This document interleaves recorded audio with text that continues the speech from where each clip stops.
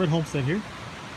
Do a quick video on composting. We make our own compost here with everything that is harvested there from the nitrogen fields, they call them, because that's about all they're good for. And today's pull was pretty good. I went around and cleaned up the fence lines and around some of the beds in the backyard that I've been passing by for a little while. What we're going to do is, there's a couple of ways you can do a compost. You can lump it all here, leave it for a year, forget about it, come back in the spring. That's the way that I've done it in the past, and it's worked. It does work to get good compost. It's out in the garden right now. But what I want to try to do this year is accelerate the process a little bit. So what I'm doing here is I'm taking this fresh nitrogen pull into the second bin, and I'm going to layer it in with stuff from the third bin. And I said third bin, but what I meant was second bin. I've only got 2 bins now.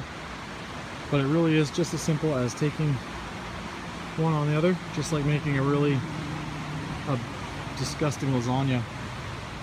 So I'm going to go ahead and wrap this up and show you the finished product. Okay, so the pile's moved now from slot A, mingled in with slot B. It's a layer of green, layer of old green, old up to. If you're doing it properly, your pile should be double the size or at least bigger. See, that comes almost 4 feet up to the top of the pallet. And what that does is that introduces air pockets into the compost, which is what you want for the little the compost bugs and bacteria to work their magic.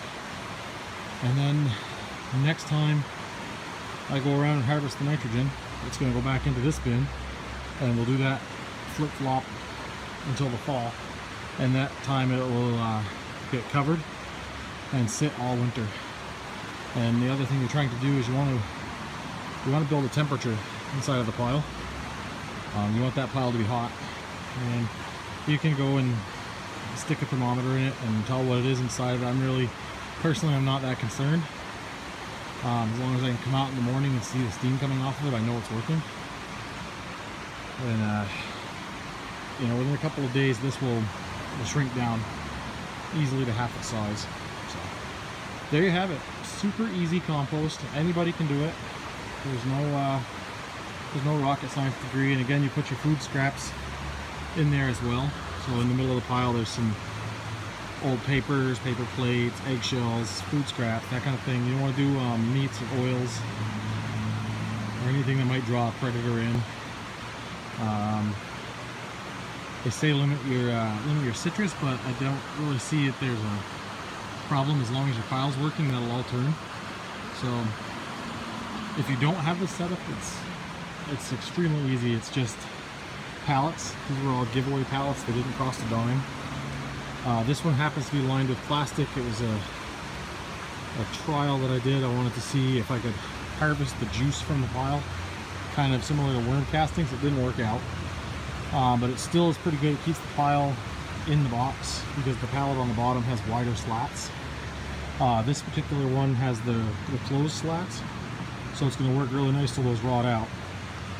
But yeah, if you've got lawn, you should have one of these and put that lawn to work for you. Otherwise, it's just making you a slave, man. That's all it's doing.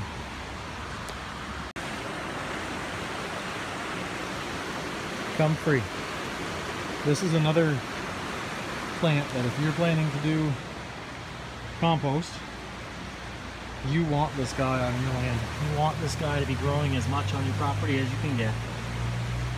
It is so high in nitrogen, it's incredible. You can make comfrey tea with it, which is basically stewing the leaves in regular water in a bucket until it smells like the most horrible thing you could ever imagine in your whole life, and then pouring it on your garden.